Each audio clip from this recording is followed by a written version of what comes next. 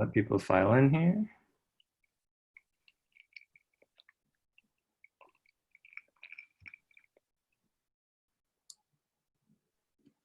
All right, hello everyone.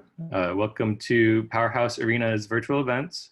My name is Chris, and I'm very pleased to be hosting the launch for Nothing Can Hurt You by Nicola Maye Goldberg. Thank you everyone for coming. You'll be able to ask questions through the Q&A function on the screen. And you can also buy the book at powerhousebookstores.com. Have the link in the chat if you still need to buy it. She'll be in conversation with Rebecca Godfrey, and I'll introduce them now. Rebecca Godfrey is an award-winning novelist and journalist. She is the author of the novel The Torn Skirt and Under the Bridge, a book of true crime. She holds an MFA from Sarah Lawrence College and has received fellowships from Yaddo and the McDowell Colony. In 2016, she edited and curated the multimedia exhibition Girls and Trees. She teaches writing at Columbia University and lives with her family in upstate New York. Nicola Maye Goldberg is a graduate of Bard College and Columbia University. She is author of the novella Other Women and the poetry collection The Doll Factory. Her work has appeared in Crime Reads, The Quietus, Queen Mob's Tea House, Winter Tangerine, and elsewhere. She lives in New York City. And I'll let you start.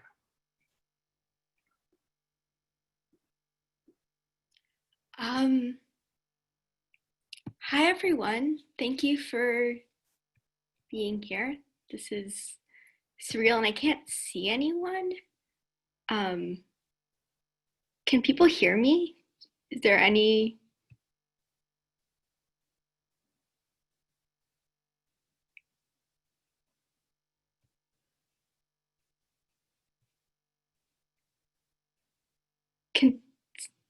Can someone tell me if they can hear me?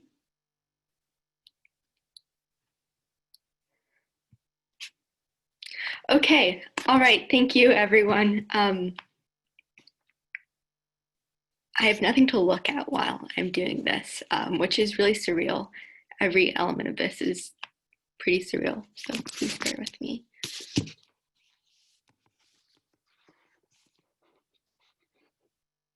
There were parts of Florida that really did look like heaven. Catherine had seen them on the drive from the airport.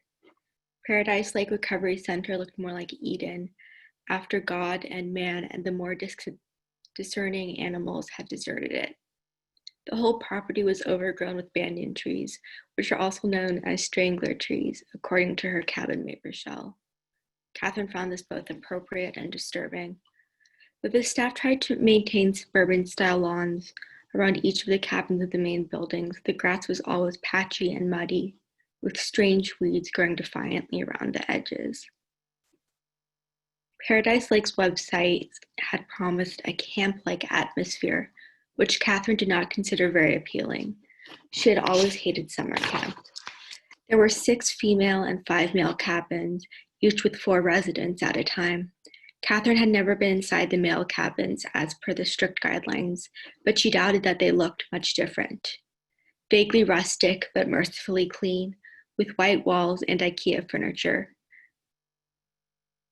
Her cabin included framed pictures of the ocean and decorative pillows embroidered with the Serenity Prayer. Live, laugh, love commanded a wrought iron wall decal. Catherine was not the violent type, but she was a little surprised that no one else had ever tried to bludgeon someone with it, considering that it was attached to the wall with nothing but a flimsy hook. It remained there during her entire 4-month stay. Even with the lights off, she could still see its vague outline taunting her. When she arrived, Catherine was 28, which was young for an alcoholic. I'm practically a prodigy, she told her parents over the phone. They didn't laugh. Catherine hated that she came from such humorless people.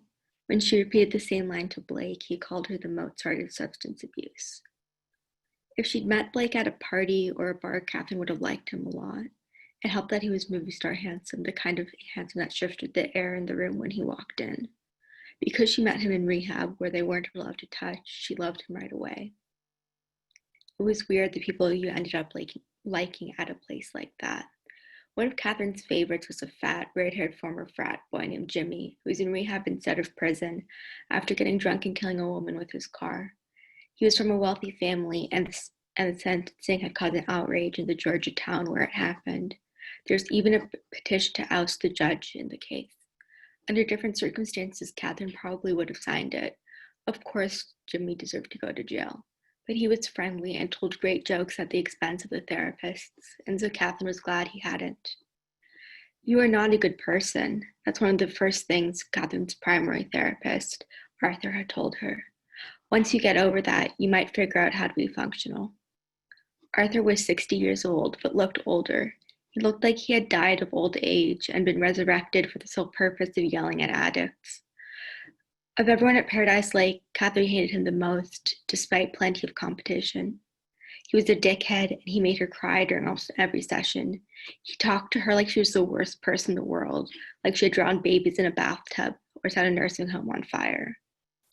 She preferred Lucy, who ran her morning group, and who started and ended each meeting with a prayer, even though Paradise Lake was technically a secular treatment center.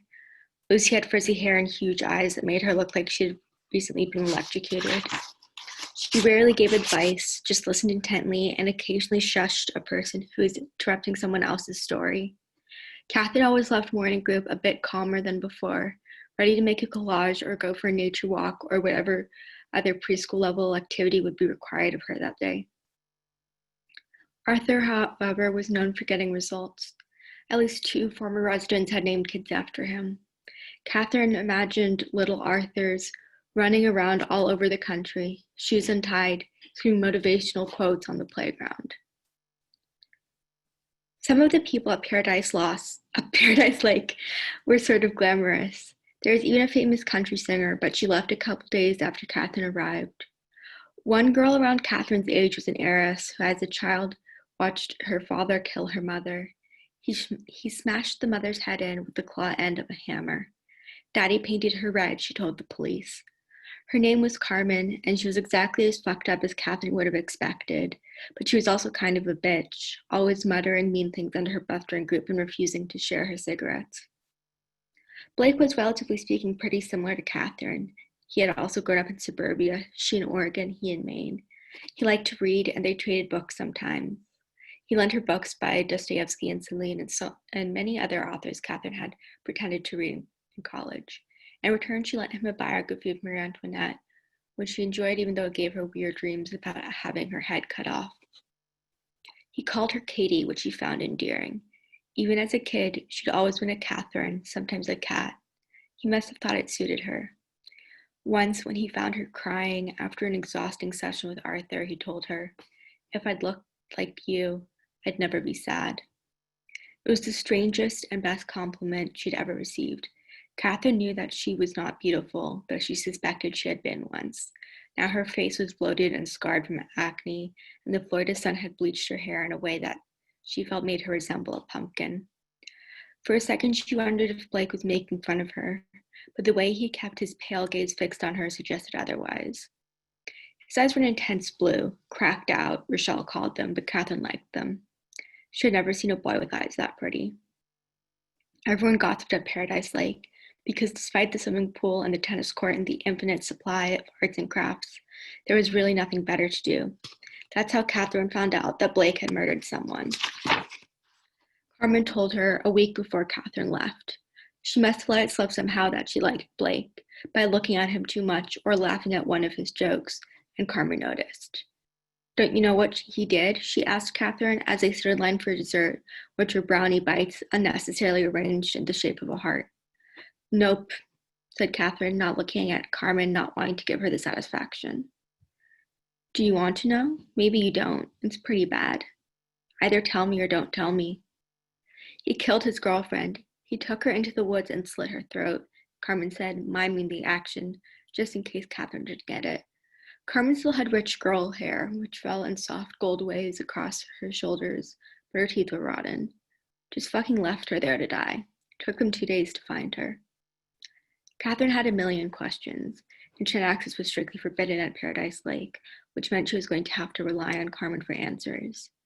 2 days, she said stupidly, as if that were the most interesting part of the information. Yep, Carmen frowned. She'd probably been expecting a more extreme reaction. That's fucked up, Catherine said evenly. Yep, it really is. Do you have any cigarettes? Paradise Lake's official motto was a place for healing. Its real motto was hurt people hurt people. Catherine wondered where the hurt came from in the first place. She imagined it pooled at the center of the earth like oil.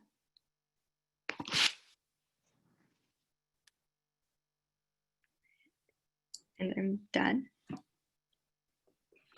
Thank you. I just wanted to congratulate Nicola on this debut novel. I actually met her. She was my student, and correct me if I'm wrong, Nicola, but I think you were in anti-heroines and then violence.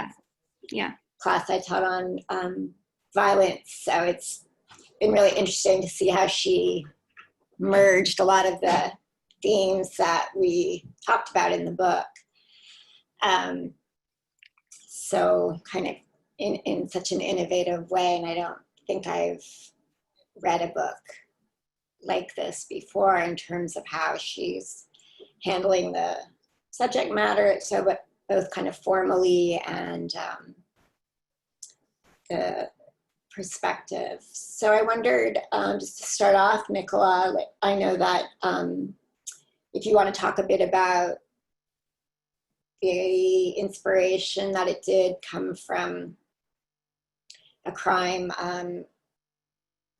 Sarah Morgan in the book is murdered by her college boyfriend, and you were aware of a similar crime when you were in college? Yeah. Or after? Was it after you graduated? No, it was while I was there. My junior and senior years, I lived off campus in this like very big haunted old house. And it was just like a house that had weird vibes to begin with. And then one of my roommates heard from her professor that our house was the murder house, because of whatever. And then we did some sort of more digging, and the rumor was that a guy had killed his girlfriend in our house, which wasn't true, but the house is where they found him after the murder, which was, incredibly weird and unsettling. And there wasn't really very much information about it online, but there was like an archive of my school's newspaper from the time of the murder, and it had an essay written by one of the victim's friends, and I was really struck by how much she seemed not just like a girl I would have known or been friends with, but actually someone I might have lived with in that house. And it was just like a very weird feeling, and I was thinking about it enough that it made sense to start writing about it. And did you always know it was going to be a fictional version, or did you? Yeah, nonfiction just seems like a lot of responsibility. I was not interested in taking that on.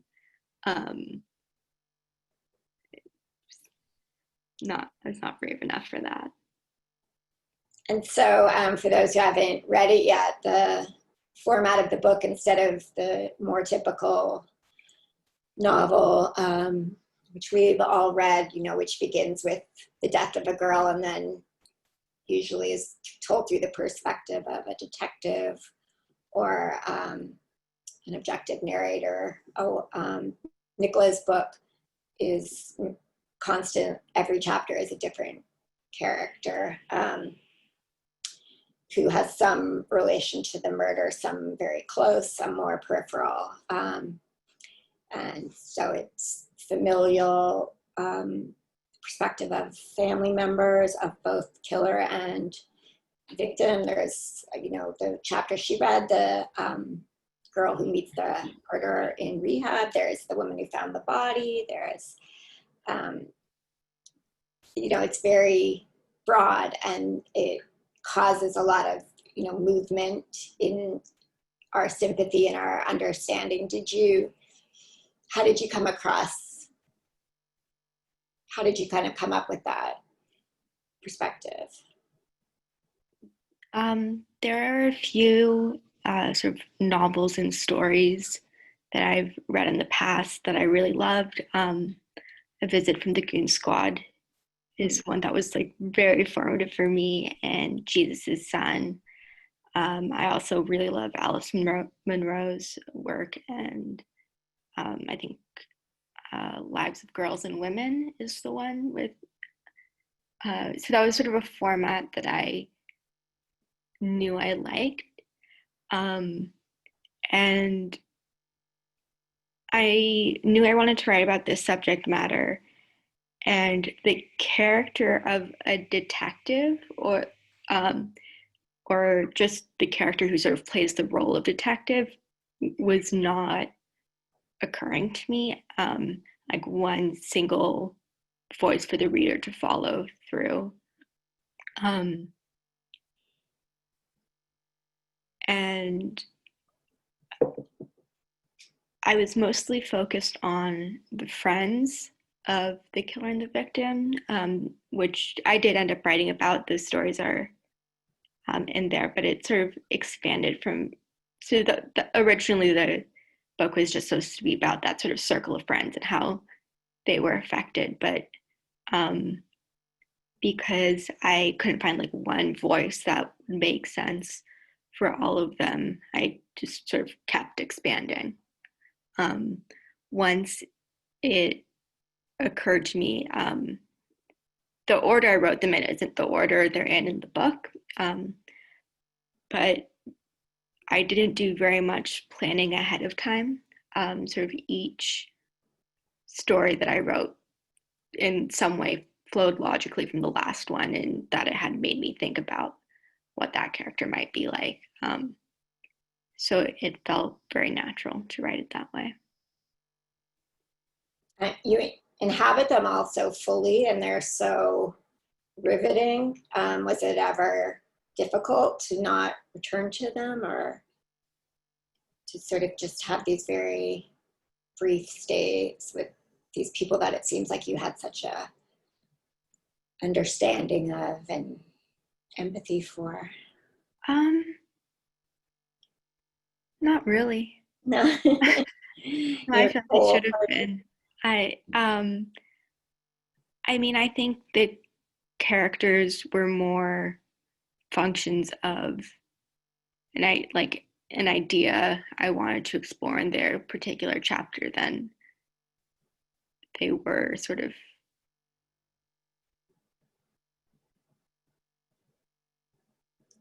Sorry, this is my sister's computer. This took the entire Goldberg family to figure out. I didn't realize her computer was muted, so that's what was going on. Okay, so I was just reading while you were absent the Juliet chapter, and you talked about how every chapter you had a question you were working through, sort of, or wanted to explore. I wondered, that's also a bit of a cliche, the like journalist who wants to, who connects because of some pain in their past to, the murder victim. And so this journalist, there's a line, I kept researching Sarah Morgan's case long after I had to, for reasons I couldn't fully articulate to myself. And having written a crime book and spent a lot of time with crime journalists, I felt like you got at her and her sort of discomfort in going to the college and asking questions, but also her fascination. And I wondered, so what was the question there, or what was the interest in that perspective? In retrospect, that chapter is doing a lot of work because it's sort of the one that makes the connection between Sarah Morgan's murder and the murders committed by John Logan, which is based on like a real detail that once I found out, could not stop thinking about. And even though it complicated the novel I had planned to write, it was just too weird of a coincidence not to explore. And so I think the journalist character is sort of me cheating a little bit because it's the closest to my own perspective and my own combination of interest and discomfort with that interest.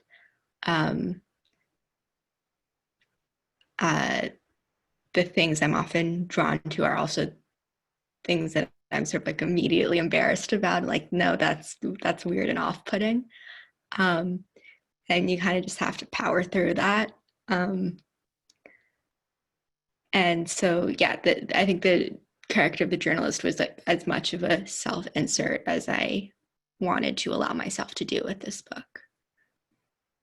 I was also saying that it's a way of sort of looking, I mean, the characters joke about how Logan would get more press if he had done something, you know, if he had a funnier name or if he had eaten hands, or so, sort of this critique of the way that we romanticize serial killers. And another character in the book is a young girl who becomes fascinated with Logan and sort of sneaks around and writes him letters. So, and I think you are kind of obsessed with killers, right? Yes and no. I have a theory that I've been sitting on for a while, which is that serial killers are this like uniquely American passion, that they're not a uniquely American phenomenon. And I think it's because the sort of existence of these like almost cartoonish villains lets us justify our like very militarized police force, as long as we can look at it as sort of a barrier between us and that like separate, like almost surreal kind of cruelty and horror that serial killers represent.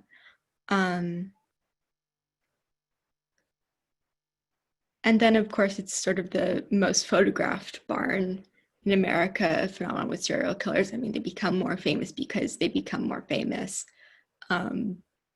Ted Bundy's trial being a really good example of that he was given this like weird platform,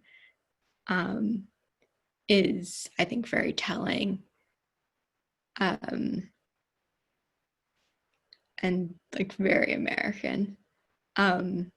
Yeah, and it's still going on. I mean, it's still, I think there is the masculine kind of trope of the serial killer on one hand, who's kind of romanticized, and then the detective that goes after him. And then you have the silent dead woman. That's the inciting factor for both these men to sort of choose scenery, but she's basically silent and forgotten.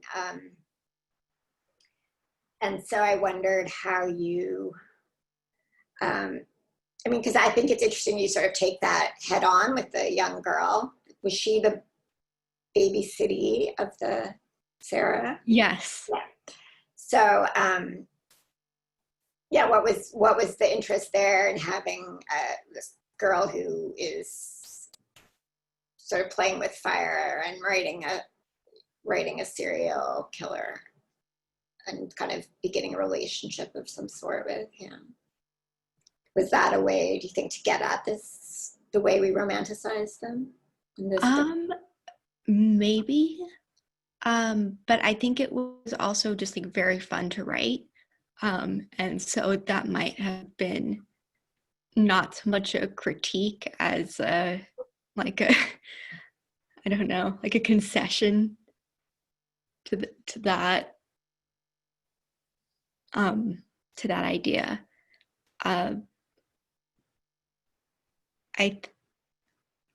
I think true crimes become a less weird thing to be into recently.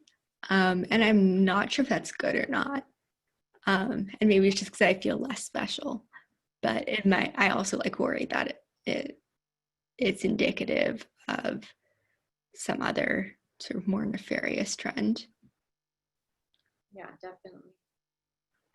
But there's also been a sort of examination or articulation of this dead girl trope, and Alice Boland wrote the book called Dead Girls. Do you want to talk a bit, for people who aren't familiar with that, what that is, that sort of theory, and then a bit about how you, because I feel you found a new way to explore a dead girl instead of just merely as a victim.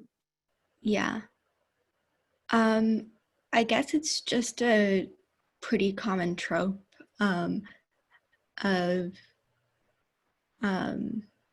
especially American culture, especially television, that the murder of a young white woman becomes sort of the playing field for whatever storyline is necessary, and that's usually a sort of a male-focused storyline, though not always.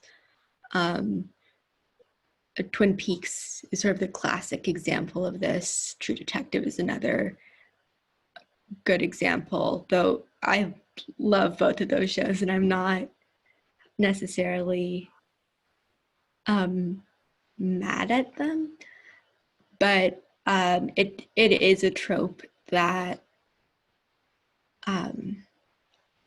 sort of wears thin after a while, and I think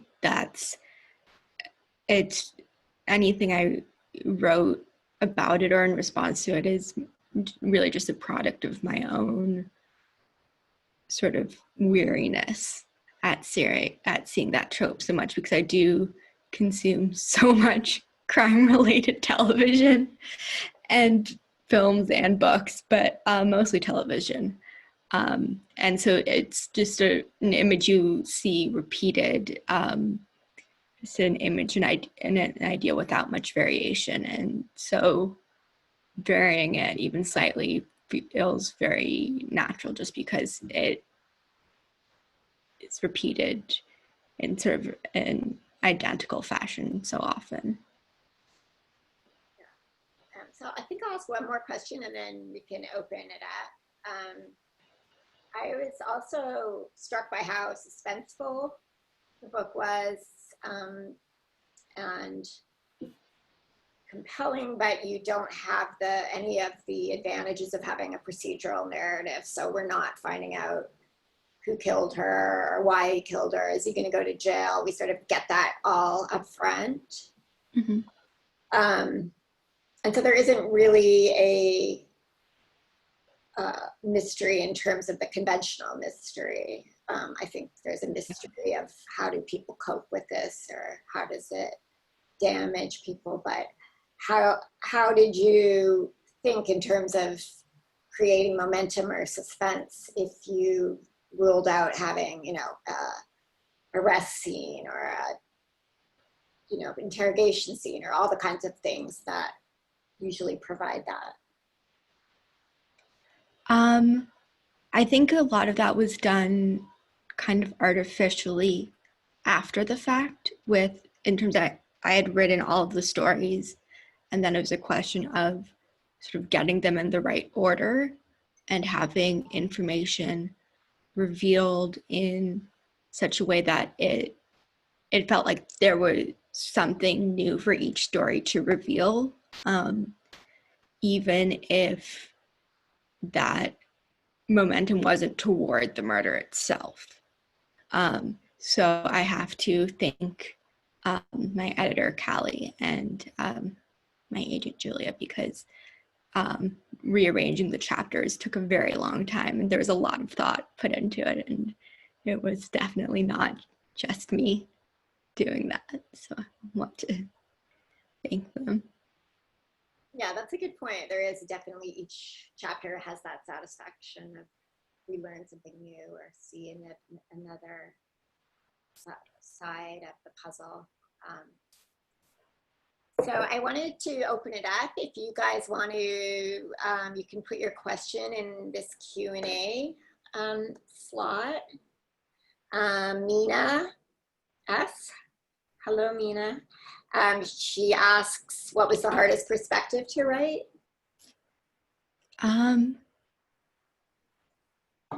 Probably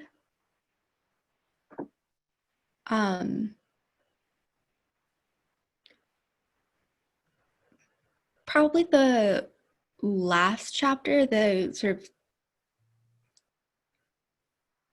should I not say what the last chapter is for people who haven't read it yet? Probably not. It is a real surprise. Okay, well, that one was the hardest because there was a lot of pressure to get that one exactly right. I knew it was going to be the last story. And so it, I don't really know what more I can say about it but that one was the most difficult by far. Did you do any actual research in terms of, when you wrote, I sort of saw you had the intimate characters and then more systemic, like a DA or the journalist. Did you do, and you did quote from, you mentioned this, there's the poem that the murderer wrote and things like that. So aside from the Bard newspaper, did you do any research? I did as much as I could into the particular cases that I was thinking about, but there wasn't really that much available. So I looked at a lot of similar cases, which there are like no dearth of those. So there, where there sort of was more information about similar cases, I used that to sort of flesh out the more sort of procedural parts of the novel. It's very eerie because there's so many similar cases at Bard, like, or with Bard students, and yeah, it is very eerie. I don't know. I don't know really how to explain that. It's an eerie place. I sort of first felt that like when I got there, and someone told me it was because I was from California, so I just wasn't used to being in old buildings. And I was like, oh, that's like a perfectly reasonable explanation for just like this like terror that I feel about this campus. And in retrospect, it was probably not just the old buildings. I think there might have been something else going on. Yeah. So from anonymous attendee, we have, how do themes of harm and trauma figure in your work? I don't know. It's like a really big question. That's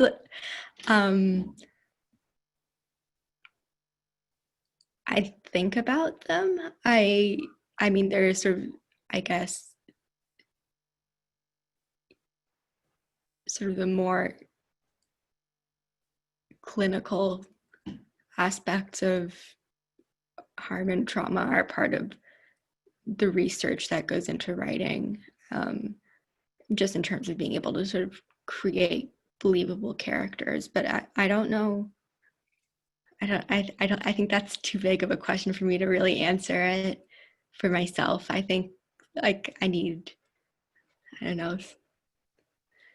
I feel like I would be able to answer that about another writer's work, but it's very hard to answer about my own. Were there novels or nonfiction works about trauma that you were inspired by? Yeah, Judith Herman's Trauma and Recovery is a really fantastic book, and I think was really a game changer in terms of how people understand interpersonal violence, and sort of its repercussions on a sort of a social scale as well as a psychological one. And it's interesting to read it now after some of her ideas about trauma have become sort of pretty standard mainstream ideas, but were, at the time the book was published, pretty revolutionary. So it's an interesting historical artifact as well as just a very good book. So this is anonymous attendee, a comment more than a question. You are so able, you're so able to give each character a distinct voice. How are you able to do this? Yeah, that's a really good point, because that's a sort of failure with a lot of these books, that the shifting multiple voices blur and don't have that distinct quality, which yours do. That's also sort of a trick. When ordering the chapters, we were very careful to make sure that the more similar sounding voices were separated. So like there aren't too many first and third person story, like years ago it's like first person story, third person story, first person story. Just that shift alone, I think, does quite a lot to sort of distinguish the tone of each piece. I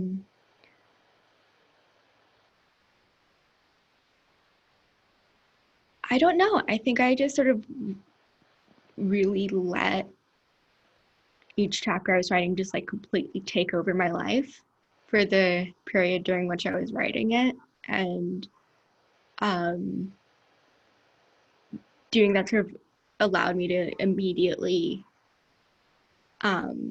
sort of think of the next character I wanted to write about, because it was sort of whoever the character I was currently writing about was thinking about. And so that made it easier. Did you get any pushback, I don't know, in workshop? Because the characters, particularly the female characters, have a real bluntness. We saw it in the rehab character, the girl.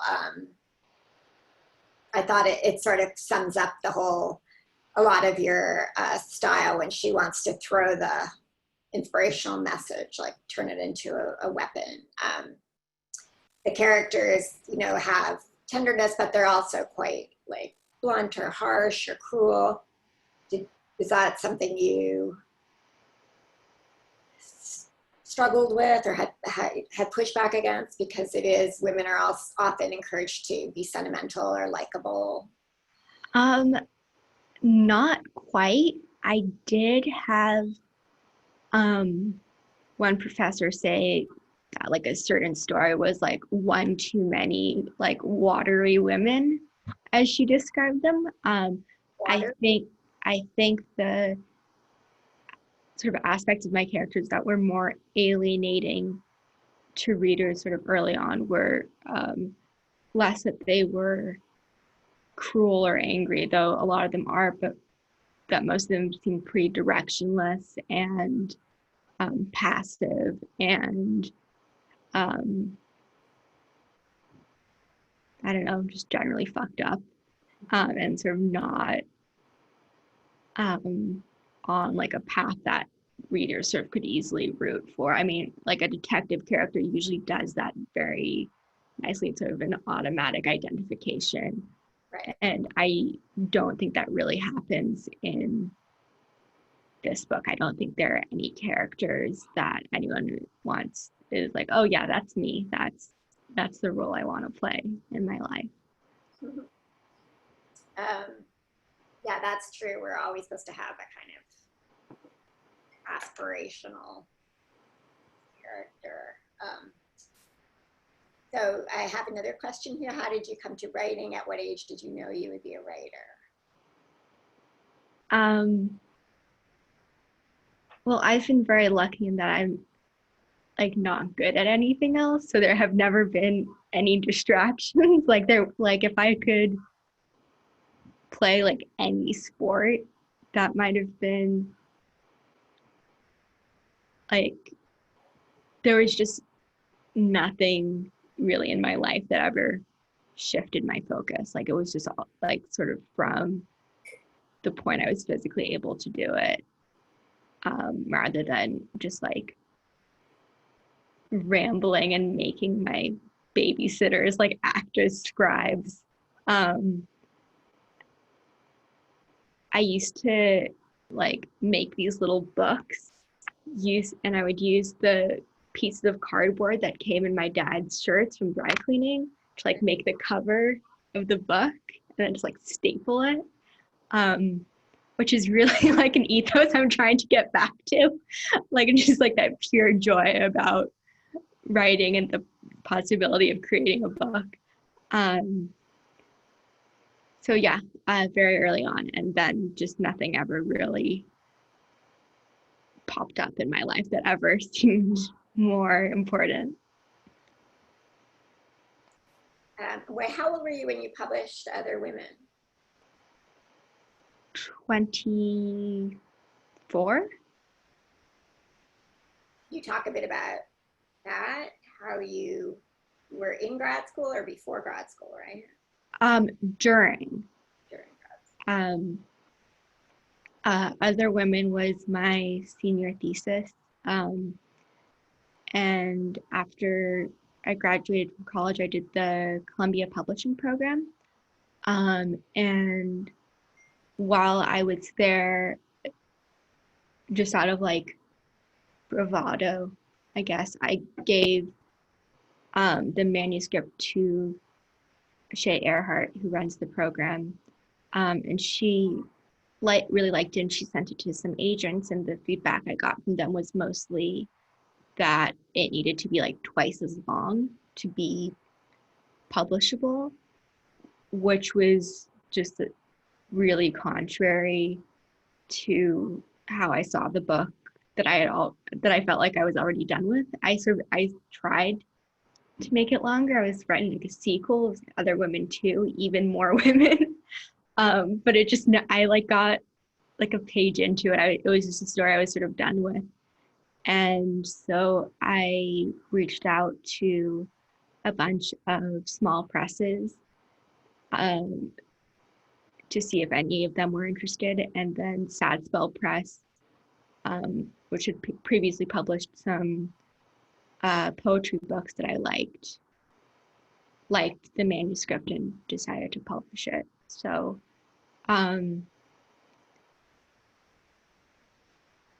yeah, that's the story of Other Women. I'm hoping that we'll be able to republish it at some point. Though it feels very like, I don't know, far away now. So I have a couple special guests I'm gonna turn to, and then we'll go back and do other audience questions. So if you guys, Sean, if you're out there, can you type in your question? Because I don't think I can bring you guys up on the screen. And then after the special guests, we'll go back to some questions we haven't answered. So one question and significant person is Callie Garnett, who is Nicola's editor.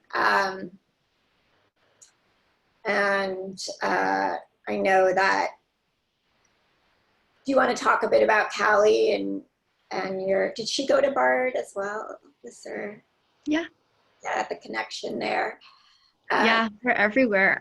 I'm trying to take this online course. Sorry? Feels like everybody went to Bard. Yeah, I'm trying to take this online course right now, and like we were all introducing ourselves, and there's like 3 other Bard people in the class, and it's not even like it's terrifying. It's like the Illuminati, but like just Maoist sex cult Illuminati. I don't really know. So you must have had choice of editors? What was it about her that? I think the feedback I got from editors at first when my agent started sending the manuscript to editors was that the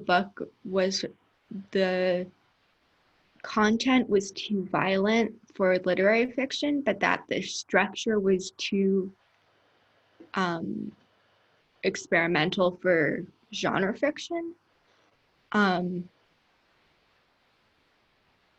I feel like even like saying like genre fiction, like it sounds like I'm saying of disdain, and I really promise I'm not, because anyway,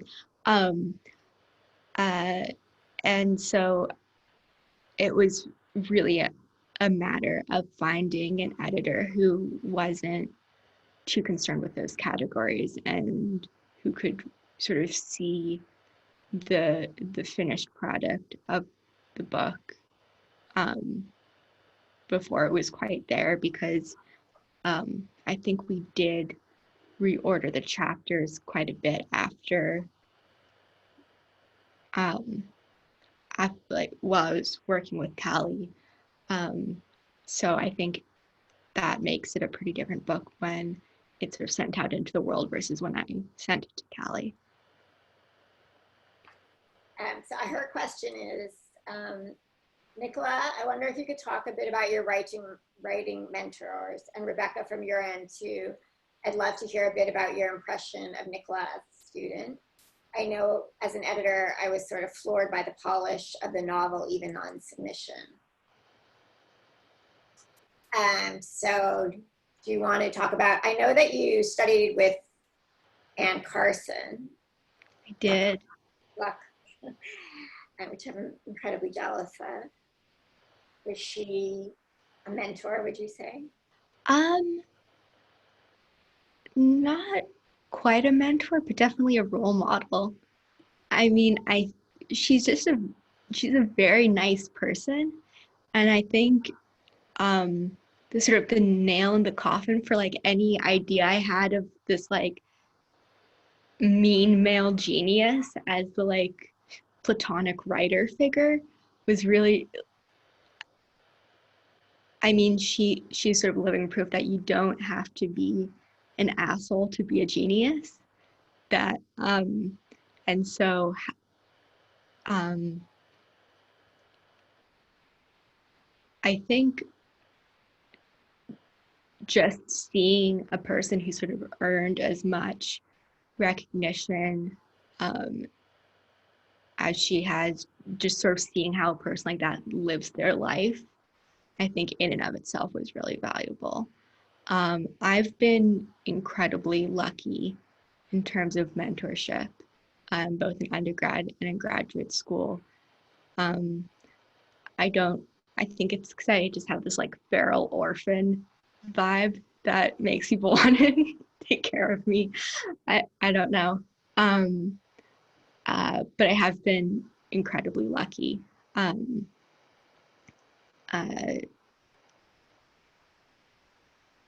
Just in terms of writers that took an interest in my writing and in my life, and have sort of guided me in the right direction in a way that I don't think very many people are lucky enough to get. In terms of the question, your impression of Nicola as a student, I do remember in Anti-Heroines, I loved her clothes, Callie. She always had good outfits. Didn't you have braids when you started? Like, didn't you? Yeah, I was wearing braids a lot of ribbons too. Braids and like kilts. And, Yeah. Like pinafores, yeah. Yeah, there's a lot of plaid. Yeah.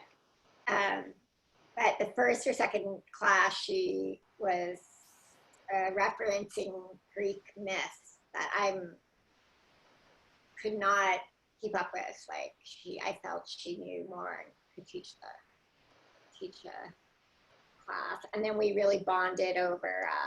I teach this Canadian book by Grand Central Station, and I felt, yeah, we just sort of, Nicola got it, and they're like, sometimes students get things in an intellectual way, but there's a sort of profound way that a book changes you, and to see a student experience that is really moving, you know, when a book has changed you and who you are as a writer, a person, and I saw her have that experience.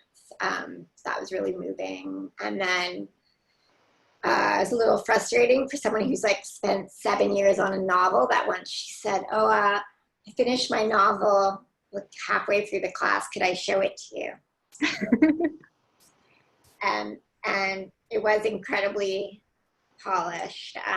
As Callie said, I really didn't need any feedback. I think it was just like the chapter she read, it was so clean and assured and elegant and dark and perfect. So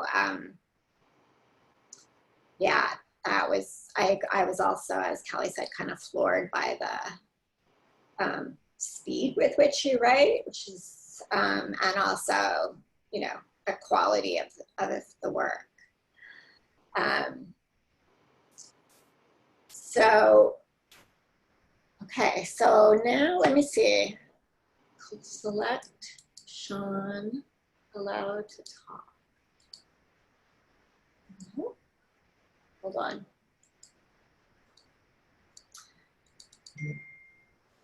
Give me a sec, guys. I just have to figure this out.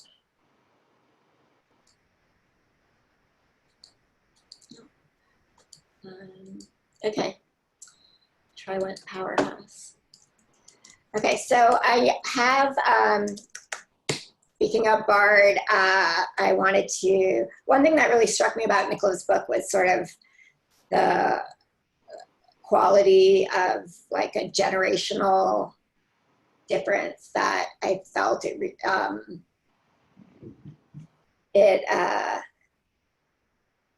really striking out in some new ways. And so I wanted to ask some younger writers that I know to read it and contribute to the discussion. So one of them went to Bard, is also working on a novel about alcoholics and earthquakes, Maya Sokolov. And I was curious what she thought of the book, having, I think she just graduated 2 years ago. And as somebody who's also exploring some of the themes. So her question is, so many books in the true crime genre involve a resolution. There are a number of events in your book, disappearances and assaults and encounters, which are left unresolved for the various women throughout. Can you speak to this lack of resolution and your own process of deciding what to reveal and what to leave unsaid?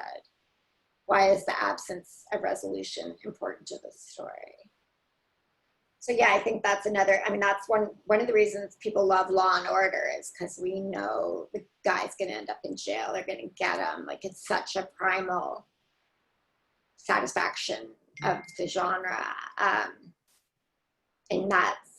And also just in these brief glimpses, they're all kind of ending unresolved. So can you speak to that? Yeah, I think and shows like Law and Order or Criminal Minds, which is my personal favorite, they've like perfected this formula of repetition and violation, where like the shows are sort of repetitive enough that they're comforting, but then with enough violence that it's still like just titillating enough that they're like completely addictive. And I think one of the really big differences in reading a sort of a crime novel or a thriller or a mystery versus reading something that's explicitly true crime is that in fiction, the writer sort of becomes God and can tell you this is what happened in this universe beyond any possible doubt. This is who killed so and so. This is why. And that resolution just doesn't exist in real life, even with sort of the most straightforward acts of violence where there is no ambiguity as to who did what. The question of why any person commits an act of violence and sort of what the response should be, or what forgiveness looks like, or what justice looks like, those are, I think, sort of notably unanswerable questions in real life. And so I wanted the book to reflect that rather than sort of falling into the formula of repetition, of sort of letting the reader or the viewer off the hook in, I think, a pretty important way. Yeah, that's really important, to have the reader grapple with sort of the unknowingness or the ongoingness of crime. And I also invited Sean Conroe. He is, his writings appeared in New York Tyrant, Nervous Breakdown. He hosts the podcast iStory Pod, and I've read some of his work and found it really interesting in terms of looking at sort of a young man involved in criminal behavior and sort of challenging the romantic way we've seen the rebellious young man. And so I was curious because Nicola does have also interest, she does have these, as well as the murderer, she looks at a couple male characters in the book. So Sean, I don't know if you can unmute yourself and ask. Okay, here. Not sure how the audio is going to work. Yeah, I can hear you. Oh, I can hear great. you. Awesome. Yeah, I appreciate you sharing the book. I really enjoyed it. I think one thing, I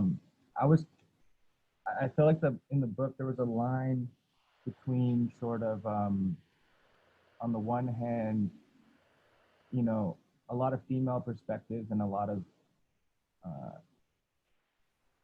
basically just men doing really flagrant things, and all sort of like men being a lost cause, sort of. And then, but at the same time, there was one chapter that was from Sam's perspective. The one chapter that was from a man's perspective, and in that chapter, I feel like there was also a critique of sort of like a self-satisfaction of feeling like you're above.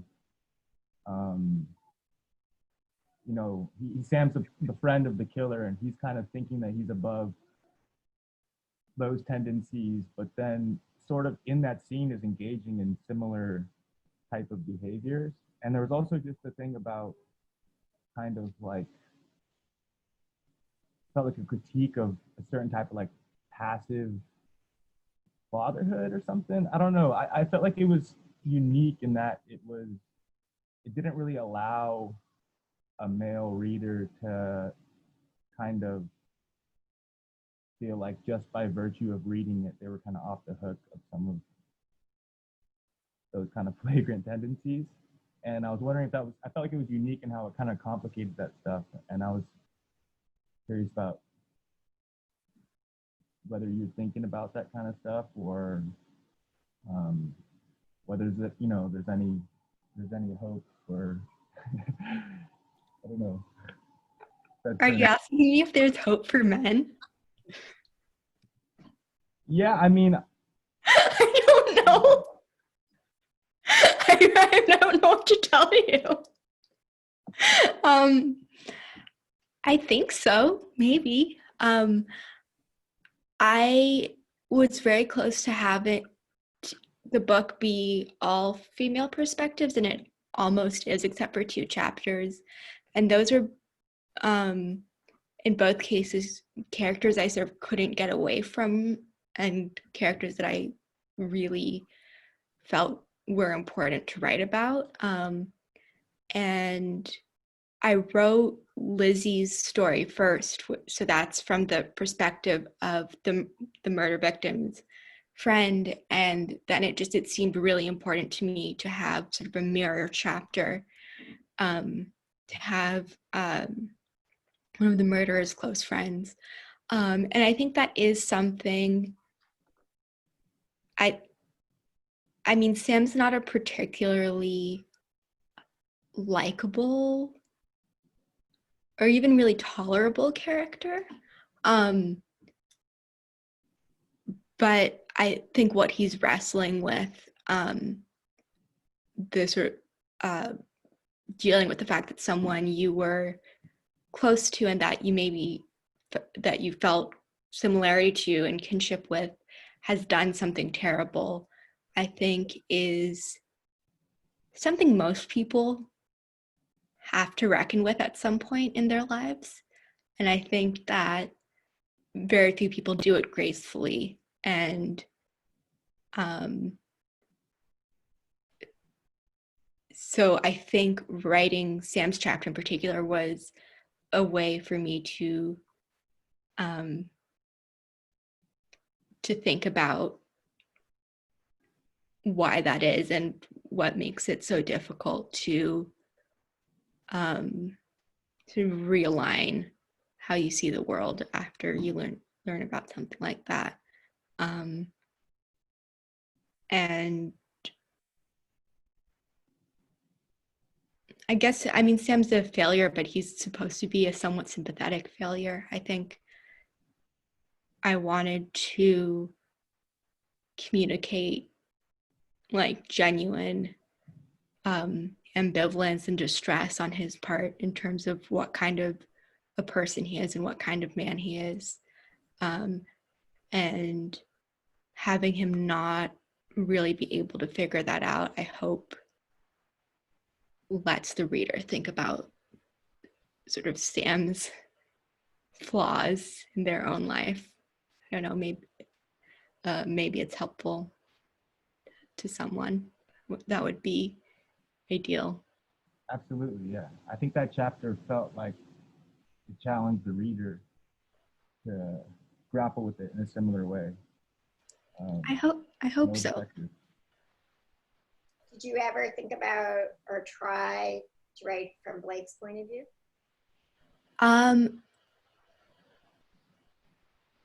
Yes, the poem was really as far as I got.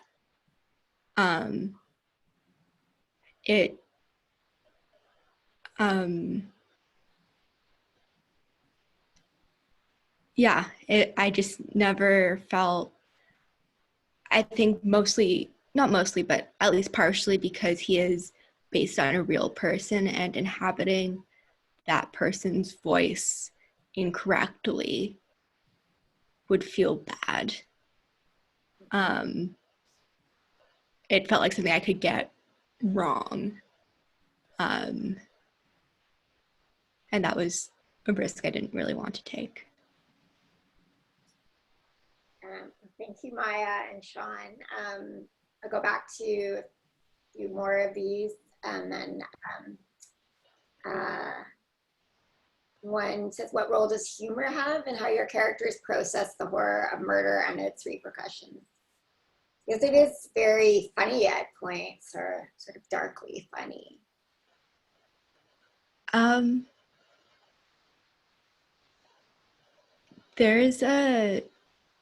There's an interview with Laurie Moore, and someone asks her a question about humor, and she said, like, she said something like, it's not that everything is a joke to me, it's just that it comes out like one, which in and of itself is a pretty good joke. I really love Laurie Moore, and she's definitely been a pretty significant influence on my own writing. So maybe it's just me trying to imitate her.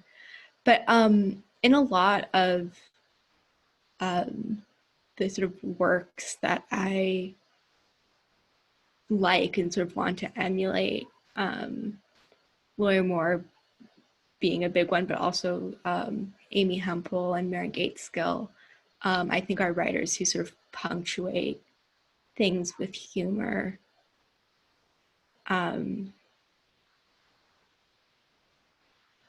So I think it's I guess it's just sort of a natural way of deflecting tension and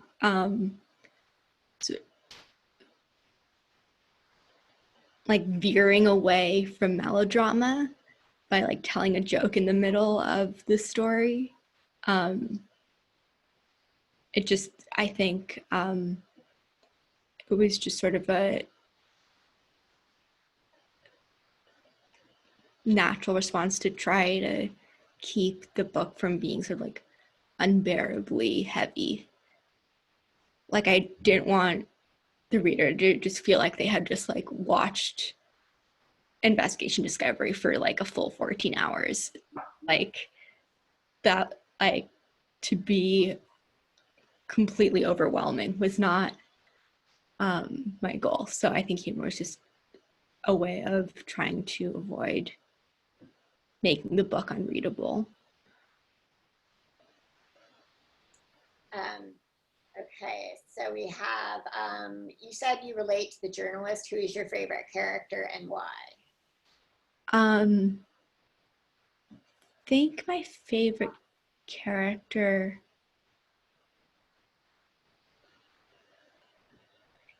probably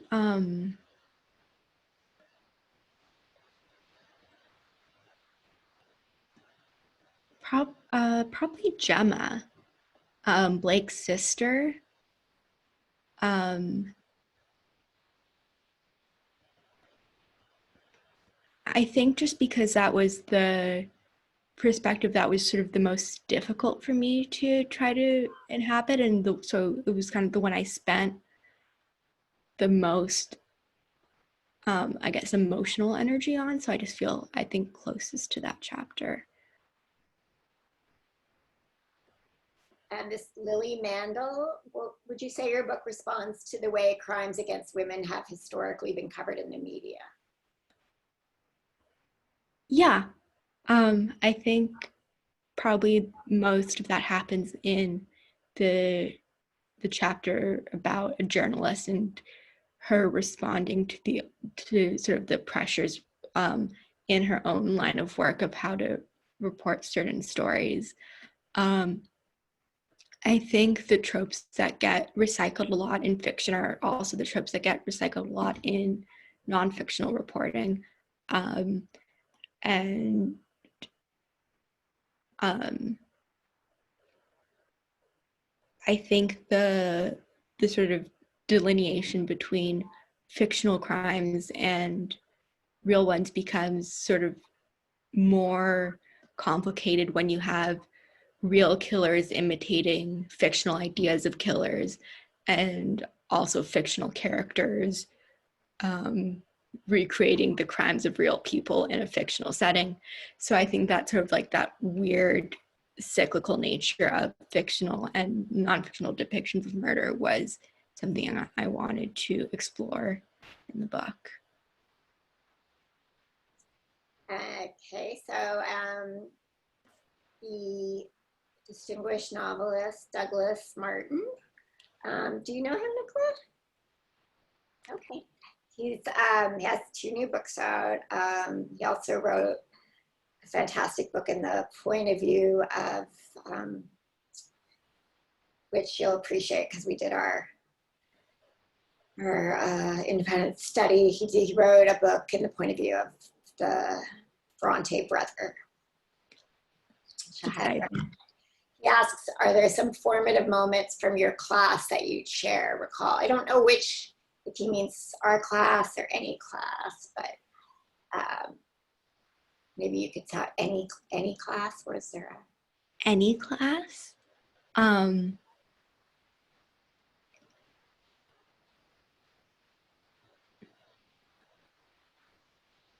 Oh, I feel like I should have like a really good answer for this.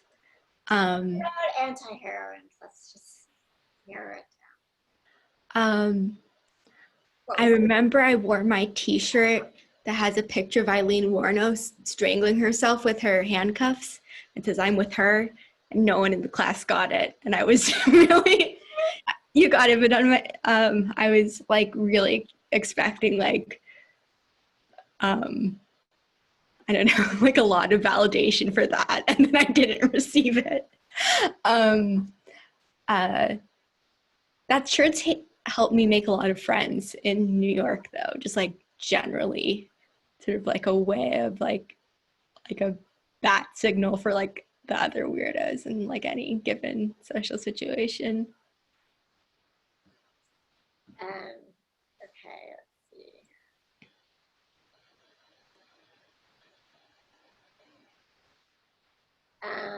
This is from Stephanie Savage, the producer of Gossip Girl and OC, who also was very ahead of her time with true crime, wrote her thesis on Betty Broderick, who was one of the earliest sort of sensationalized, degraded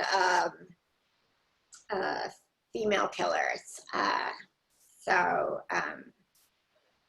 Stephanie sort of did a semiotic reading of her. She says, Rebecca mentioned workshop. Nicola, what was your writing process like? Did you share a lot, get feedback along the way, or was it mostly a solitary journey? It was a very collaborative journey, and I was really lucky that I got to workshop everything that went into the novel, sometimes more than once, which was just like an incredibly lucky situation for a writer to be able to get that much feedback throughout the process. And I also think that the act of ignoring feedback was really important to writing the book. Being able to sort of locate which sort of edits or comments from my classmates sort of bothered me the most was how I was able to envision what the book actually should be. Sort of, it was a good way of finding clues. So we have two, I think we'll do these three more questions. Melita Granger, also a writer who's was in my crime scenes class and is writing, sort of exploring writing about true crime. Wonders how long it took you to write this book. 3 years. I mean, two of those years were in the like very structured format of an MFA program, which really made it so much easier because I had to hand in a certain number of pages anyway. And so writing without that sort of external force of discipline is a lot harder, I'm finding out now. So I feel like I sort of cheated a little bit. I don't think I would have been able to finish the book in 3 years if I hadn't been able to spend 2 years really thinking about it to the exclusion of all else. Anonymous asks, what about writing brings you joy? Good question. What frustrates you? Any tips for writers starting out? What does bring you joy? When I like read a sentence or a paragraph and I like can tell it's good, and I'm like, oh, I did that. That feels really good. And that took a while. I remember the first time I like wrote a poem that was any good. Like Googling every part because I was so sure I must have read it somewhere, and that it couldn't possibly have been mine. And that's like not like a false modesty thing. It's just that the process of writing feels so supernatural to me, and so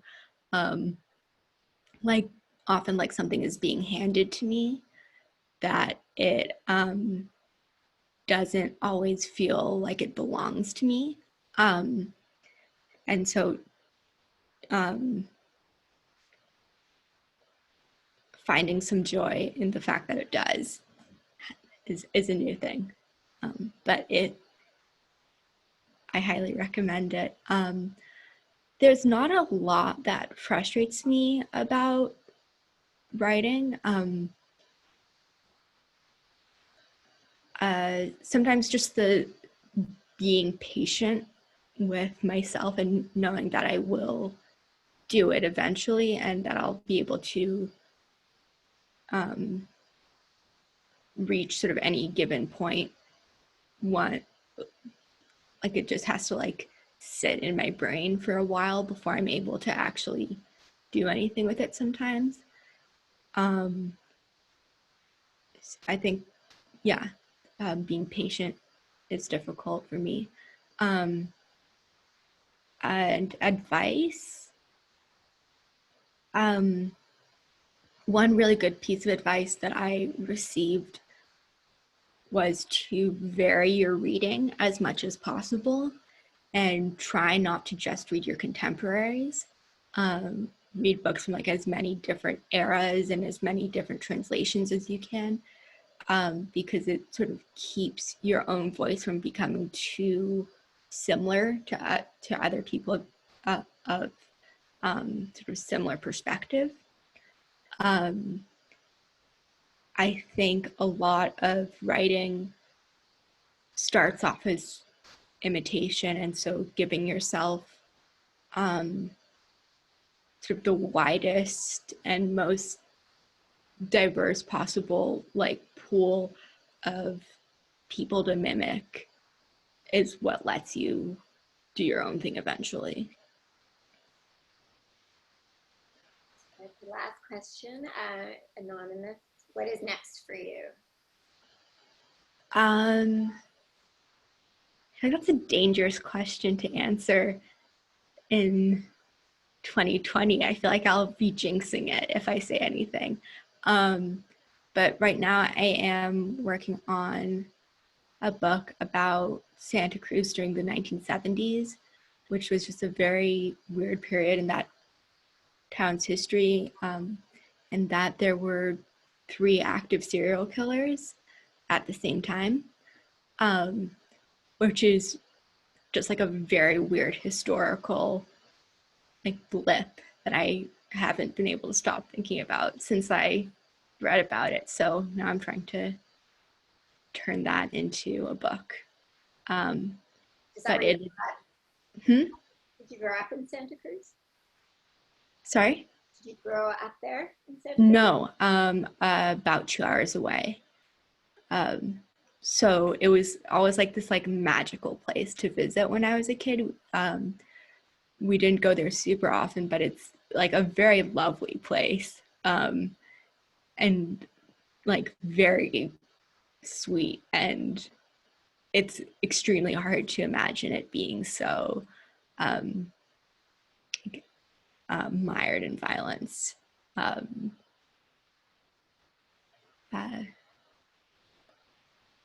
And what about if, in terms of the virtual tour, if people want to hear you more, are you doing more readings? I don't know. I don't think so. Something with Callie? Yes, Callie and I are talking tomorrow. No, not tomorrow. Thursday. I'll put a link in like relevant social media, but I'll be talking with my editor, Callie, about the process of the book on Facebook on Thursday.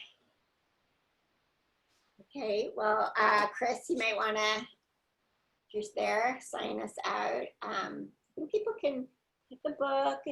You'll read it in one sitting, have nightmares, or be inspired to write. Okay, I don't see Chris coming on, so thank you all for joining. Oh, there he is. Hey, Chris. Yeah, thank you. Thank you, Nicola. And Thank you everybody who asked questions too. Sean and Callie and everybody. If you missed the event, we'll have it on YouTube soon. That's okay. And please buy the book. We have the link in the chat, and you can find it in the event page too. Nothing can hurt you. Every book helps us put on more free events, and it'll be 10% off on the website for a limited time. Thank you.